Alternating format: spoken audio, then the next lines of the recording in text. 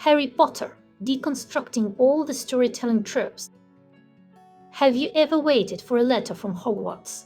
If so, you probably belong to that unique generation that grew up with Harry Potter and his friends.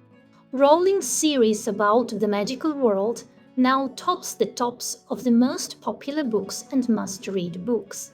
And they are definitely brilliant, primarily because of the interrailed that they retailed. So thoughtful, so detailed, so captivating.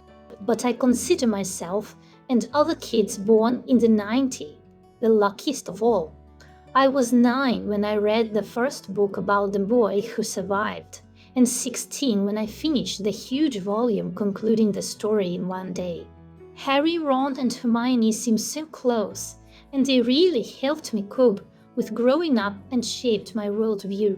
Later, when I reread them in my 30 seconds, I was amazed at how well thought out and comprehensive this world was.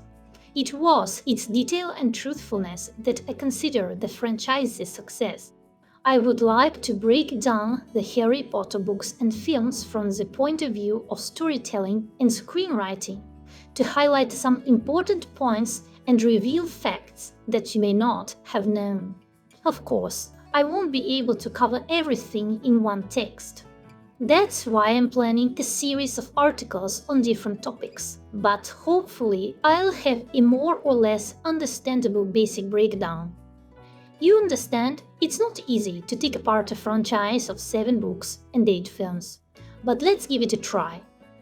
Composition of the story. If we look at the whole story as if from above in general, we immediately see a few key features.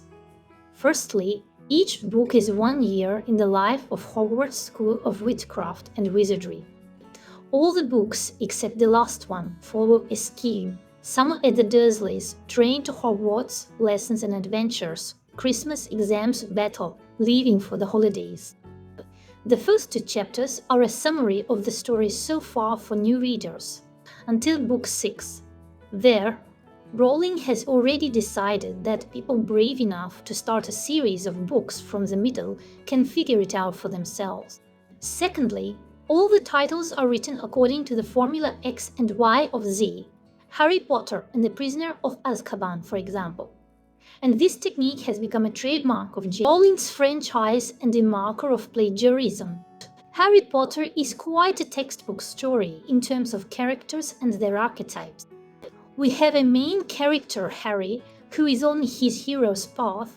A terrible event has torn him out of paradise, and now he is undergoing various trials along the way to get back there. His best friends, Ron and Hermione, as well as minor supporting characters, Hogwarts students, Weasley, Order of the Phoenix, help the protagonist in achieving his goal. The protagonist also has some enemies, Draco Malfoy, Severus Snape, and lore.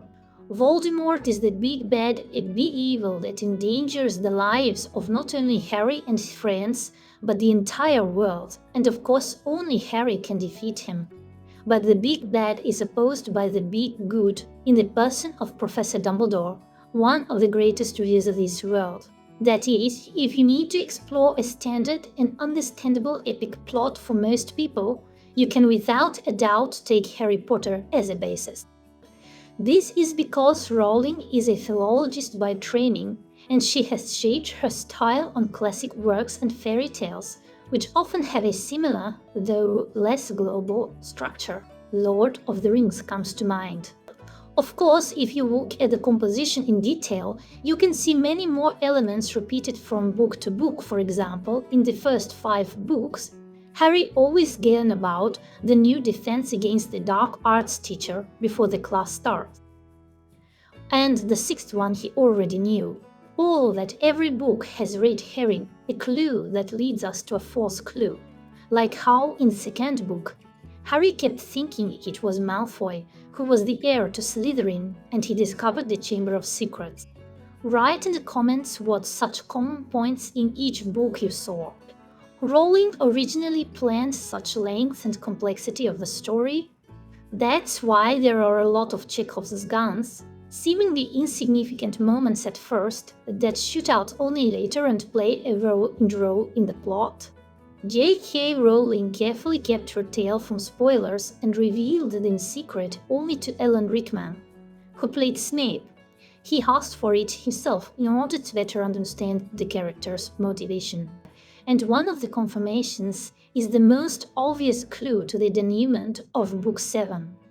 In the first book, at the very beginning of the story, Ollivander says, "The wand chooses the wizard, Harry. Think about it now." It is also obvious to the naked eye that from the fourth book, the moment where the first death occurs, the series becomes more adult and darker. This is reflected in the colors of the film and in the soundtrack written.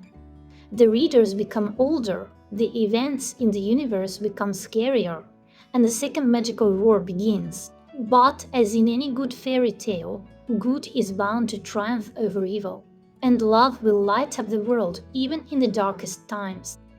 Hi there, my name is Tanya and I am the author of these video reviews. Here I publish my take on movies, TV shows, TV series and their storytelling. Subscribe not to miss new videos. See you!